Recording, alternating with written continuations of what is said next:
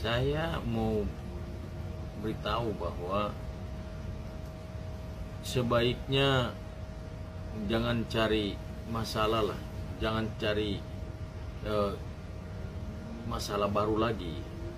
Karena sebelum kami ajukan pra peradilan, kami itu sudah datangi komisi yudisial, minta supaya komisi yudisial itu mengawasi jalannya persidangan ini. Kami juga sudah datangi Mahkamah Agung, sudah datangi Kejaksaan Agung, bahkan ke Kompolnas, Menko Polhukam, kami datangi semuanya.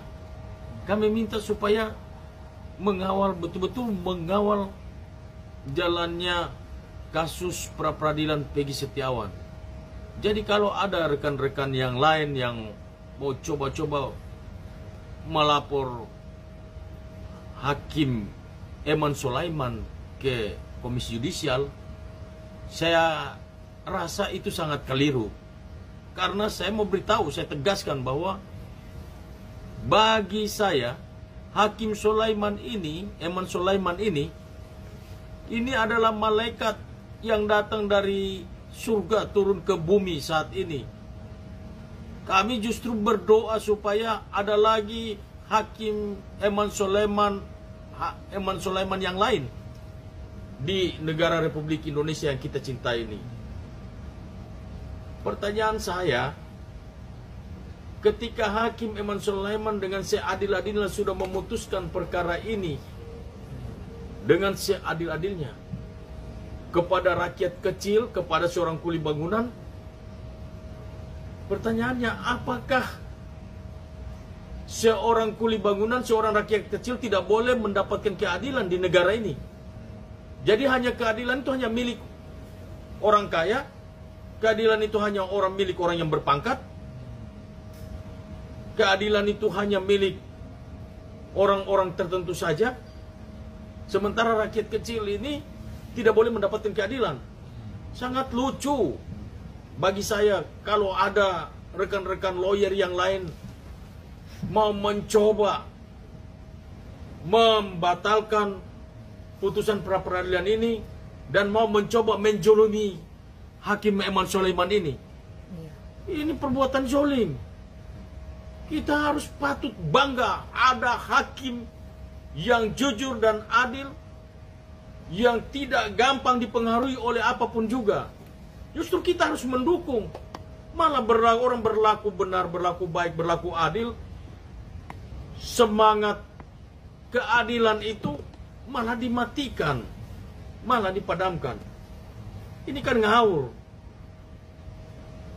Tapi secara hukum sebenarnya bisa nggak sih Bang? Maksudnya seorang pengacara gitu melaporkan hakim, dan apa dasarnya gitu? Soalnya kan sudah sesuai. Hati-hati loh. Bisa saja begitu lapor Hakim Eman Sulaiman juga lapor balik lagi. Ingat bahwa kita masing-masing organisasi advokat itu punya kode etik. Jangan sampai Hakim Eman Sulaiman nanti lapor di organisasi kode etik, lalu ini teman-teman advokat ini izin pengacaranya bisa dicabut, kena etik, dia dipecat. Dan bahaya juga, bisa lama-lama ya tidak ada menutup kemungkinan bisa saja izin pengacaranya dicabut, basnya dicabut. Oke, tapi untuk maksudnya bisa gitu Bang dari sebagai dasar hukum gitu pengacara melaporkan hakim sendiri? Bisa saja, bisa. Iya, betul, bisa saja. Tapi mau lapor hakim itu yang seperti apa? Misalnya dalam hal ini kita melihat hakim itu memutuskan suatu ketidakadilan di dalam suatu perkara, bisa kita lapor hakim itu ke Komisi Yudisial. Ataupun kita mendapatkan suatu bukti bahwa oh ternyata hakim yang mendiang persidangan ini disuap, bisa kita laporkan ke Komisi Yudisial. Tapi kalau ini hakim memutuskan suatu perkara dan perkara itu kita lihat bahwa memenangkan seorang kuli bangunan, seorang rakyat kecil yang mencari keadilan, lalu dia memutuskan itu dengan nuraninya. Dia memutuskan dengan betul-betul tanpa nggak peduli dengan intervensi pihak lain, ataupun mungkin saja dia menghadapi tekanan-tekanan dari pihak lain. Tapi kita lihat bahwa keberanian daripada Hakim Eman Sulaiman ini patut diangkat, bukan cuma 2 jempol. Kalau bisa saya pinjam itu jempol seluruh Indonesia ini saya angkat buat Hakim Eman Sulaiman. Dan sekali lagi saya bilang bahwa ini betul-betul malaikat yang turun dari surga ini kepada hakim ini. Nah, jika benar nih Bang, maksudnya Rasman sudah melangkah kakinya sampai ke KY, kira-kira dari Abang sendiri dan tim gitu ada langkah untuk mematahkan Rasman seperti apa Bang? Jadi di sini bukan cuma Rasman aja, tetapi ada juga pengacara-pengacara yang lain juga. Nah, saya nggak tahu maksud mereka ini, tujuan mereka ini apa, saya nggak ngerti. Tetapi ketika itu dilakukan, maka saya siap membela Hakim Eman Sulaiman. Saya akan pasang badan untuk Hakim Eman Sulaiman. Siapapun dia, saya akan lawan. Nah, tapi ya untuk Abang sendiri, jika udah masuk laporannya gitu ke KY, gugatannya lah, kira-kira dari Abang ada untuk mencegahnya, kira-kira ada nggak Bang? Atau untuk atau langsung bela aja sih? Kita bela hakim itu, dan bukan saja ini, bisa demo berjilid-jilid di Indonesia ini buat untuk kalau gugatan mereka ini diterima atau laporan mereka ini diterima, bisa demo berjilid-jilid di Indonesia ini. Saya pastikan itu. Nah Abang, tapi dengan apa namanya langkahnya Rasman ini gitu, Abang mungkin jadi khawatir nggak sih ini bisa berpengaruh sama Peggy lagi gitu nantinya? Saya tidak ada pengaruh apa-apa lagi untuk Peggy. Dan bagi lawyer-lawyer yang lain ini, saya nggak terlalu khawatir dengan mereka lah, karena putusan itu sudah jelas, final dan mengikat. Karena permohonan kami secara keseluruhan diterima oleh hakim, termasuk error in persona.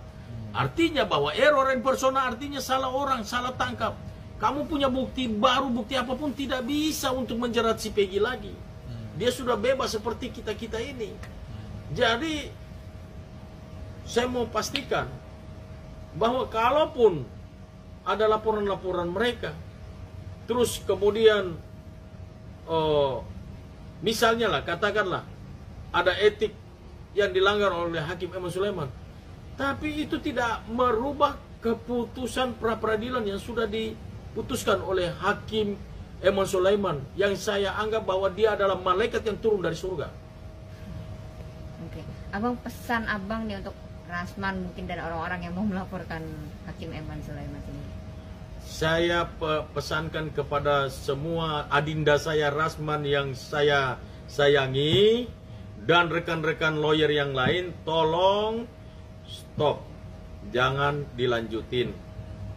Karena Hakim Eman Sulaiman saat ini betul-betul sedang menegakkan keadilan di Republik ini. Ini kita patut bangga. Kita patut berikan apresiasi terhadap Hakim Eman Sulaiman. Dan kita berterima kasih bahwa hari ini kita sudah dipertontonkan dengan suatu peradilan yang adil, jujur, dan transparan. Harusnya kita menjaga marwah ini, bukan kita menghancurkan. Oke, Bang, kita beralih nih ke Peggy Cianjur. Kemarin ada tanggapannya nggak Bang, dia sampai tes DNA gitu kemarin? Ya, mungkin ya.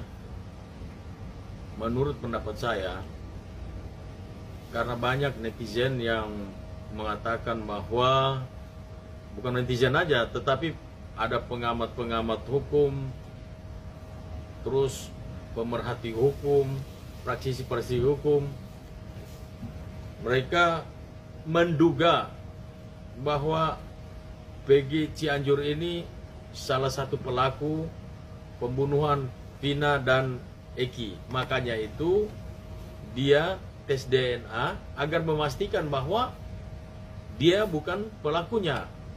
Jadi saya pikir itu sah-sah saja, supaya ini jangan bias lagi. Kalaupun memang dia harus diperiksa, ya gunakanlah scientific crime investigation. agar supaya jangan lagi kejadiannya sama seperti Peggy Setiawan. Oke. Tapi kalau menurut abang sendiri perlu nggak nih Peggy Cianjur diperiksa gitu bang, atau sampai dia tes DNA sebagainya? Ada berapa nama Peggy yang diduga, baik yang di Cirebon mau di Cianjur ke di mana, itu yang namanya Peggy, saya sarankan udah periksa satu-satu aja supaya masalah ini bisa clear. Oke. Bang, ini Herwanto juga dia mendesak polisi agar periksa Peggy Cianjur juga. Kalau menurut Bang gimana? Setuju nggak nih dengan Herwanto untuk memeriksa Peggy Cianjur gitu bang? Ya, walaupun itu bukan ranah saya ya, itu ranahnya penyidik.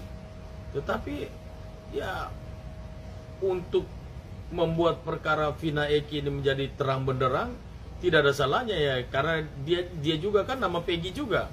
Ya periksa, jangan didiemin karena menurut dugaan bahwa ciri-cirinya hampir mirip-mirip. Dan coba diperiksa aja, ya kan? Karena kita lihat bahwa perkara ini udah seperti benang kusut. Sulit untuk mengungkapkan siapa sesungguhnya pelaku pembunuhan terhadap Eki dan Vina ini. Oleh sebab itu, saya sih lebih cenderung, saya sepakat dengan Bang Hotman Paris ini, bahwa buatlah tim pencari fakta.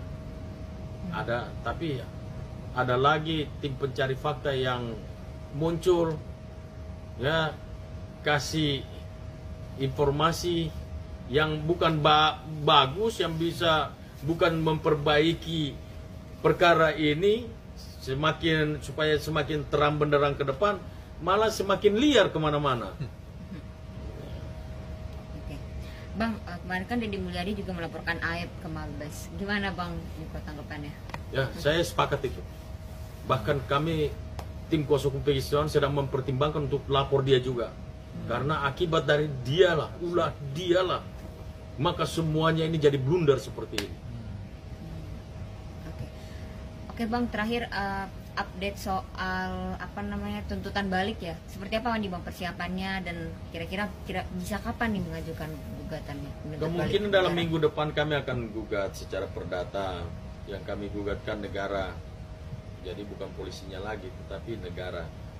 Nah, jadi buat ganti rugi, cuma soal nominalnya saya tidak tahu berapa, karena kami akan berdiskusi dengan PH-PH yang lain, PH-nya Peggy yang lain. Jadi yang kita tuntut adalah ganti kerugian material dan imaterial. Oke. Udah terlihat belum Bang mau mengajukan berarti ke Polda Jabar ya? Atau kemana nih Bang? Ya kita kalau gugat perdata kan berarti ke Pengadilan Negeri Cirebon.